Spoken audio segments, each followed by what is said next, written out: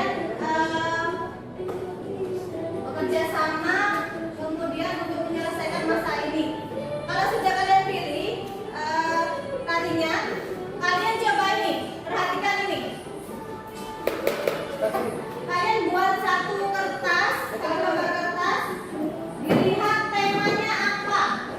Dari video yang kalian pilih, temanya apa, kemudian keunikan tadi itu apa, keunikan tadinya. Jadi misalnya dari kostumnya, diperhatikan ya.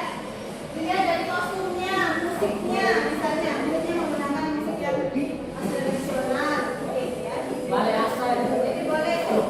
Dan kalian lihat pola lantainya. Itu kelihatan kan? Pola lantainya bisa lihat. Bisa menggambarkan pola lantai ibu ajarkan kemarin. Jadi kalian di kertas coba ditulis atau digambarkan pola lantai yang ada di situ. Ya. Jelas tugasnya. Ya. Sekarang boleh dikerjakan, kalian berdiskusi dengan kelompoknya. Ya, cari temanya ini apa. Kemudian keunikan tari itu boleh dari kostumnya bagaimana, kemudian musiknya bagaimana. Ya. Sama pola lantai yang ada di situ. Jadi pola lantainya ada misalnya yang satunya bikin coret-coretan pola lantai, satunya melihat keunikannya. Jadi kalian bekerja sama untuk menyelesaikan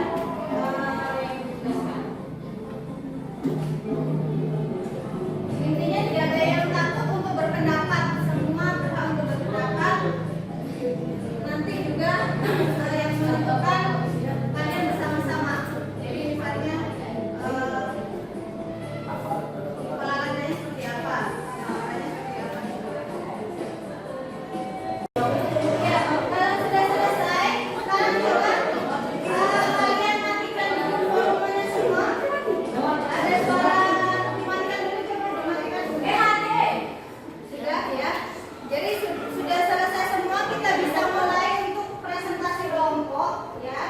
Di sini ketika kelompok yang lain melakukan presentasi, semua memperhatikan. Jadi itu kalian saling menghargai pendapat dari kelompok. Walaupun kelompok yang lain diperhatikan, memperhatikan hasil dari diskusi kelompok yang maju di depan nanti. Ya, kalau ada yang mau ditanyakan atau tambahan nanti boleh kalian angkat tangan. Ya, jelas. Jadi didengarkan dan diperhatikan temannya yang presentasi di depan. Dengar yang kelompok cowok, dengar ya. Jadi memperhatikan kelompok yang maju di depan. Itu salah satu sikap empati. Jadi kalian harus menghargai orang yang berbicara di depan. Ya. Sekarang dicoba dari kelompok mana dulu yang mau presentasi? Kelompok 1.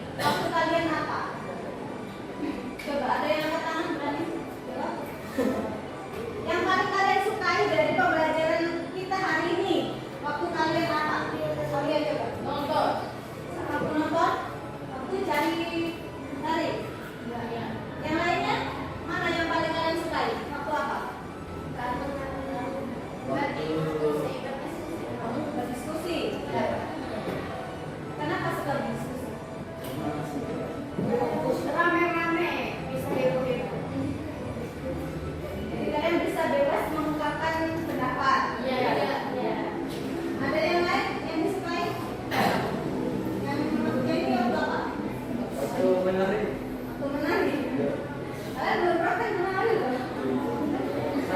Nanti sudah ada ya bayarannya ya. Mau praktek. Terima kasih untuk perhatian kalian hari ini. Jadi untuk hari ini kita sudah membuat pembelajaran tadi tentang jenis-jenis tari kreasi ya.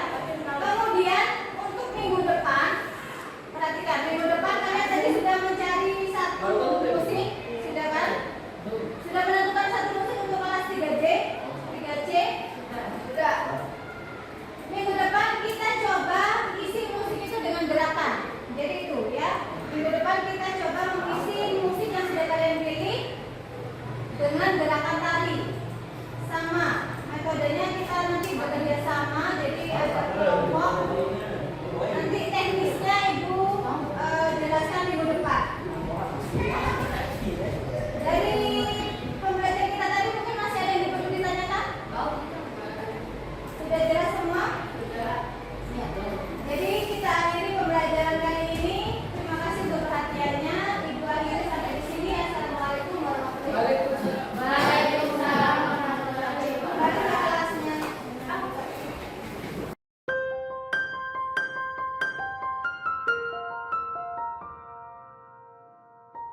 Assalamualaikum warahmatullahi wabarakatuh. Perkenalkan, nama saya Trikartika Wulandari. Saya CGP Angkatan 3 Kota Bima dari SMP Negeri 11 Kota Bima.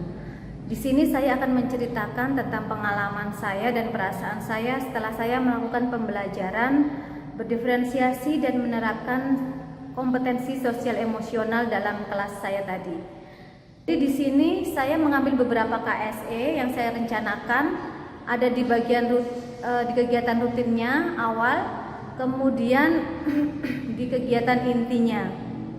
Di situ saya merencanakan ada 3 penerapan KSE, yaitu pengelolaan diri dan fokus, kemudian KSE kesadaran sosial, keterampilan berempati, dan juga KSE keterampilan berelasi, bekerja sama, dan berempati.